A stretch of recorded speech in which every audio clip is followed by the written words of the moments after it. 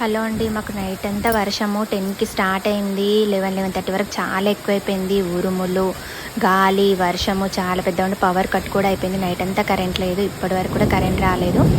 ఇంకా అలా వర్షం బాగా పడుతుందని లోపలికెళ్ళి అలా పడుకున్నాము. నాకైతే 1:30కి ఏమో ఇంకా చెట్ల కుండీలు గుర్తుకొచ్చినాయి. అయ్యో! కింద పడిపోతేమో అని చెప్పి బయటకొచ్చేసరికి అప్పటికి కూడా ఉరుములు, పెద్ద వర్షం ఇలా ఉంది. ఇంకా కుండీలు కింద పడకుండా సెట్ చేసేసి లోపలికెళ్ళి పడుకున్నా కానీ అస్సలు నిద్ర లేదు.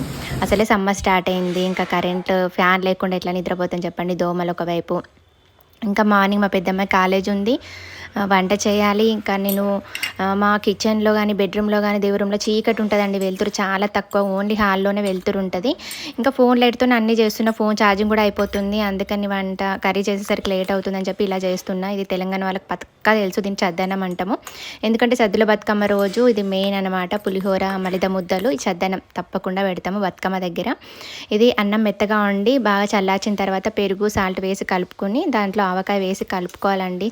టేస్ట్ మాత్రం అదిరిపోతుంది. చెప్తుంటూనే నోట్లో నీళ్ళు ఊరుతున్నాయి. ఎవరైనా ఆవకాయ వేడి చేసే వాళ్ళు కూడా నాలాగా వేడి ఉంటుంది కదా, వాళ్ళు కూడా ఇలా పెరుగు ఆవకాయ కలిపి తింటే వేడి చేయదు. అదే చీకట్లో పూజ కూడా చేశాను. ఒక్కరోజు నైట్ నిద్ర లేకపోతే ఎలా అయిపోయిందో చూడండి మొహం. ఓకే అండి.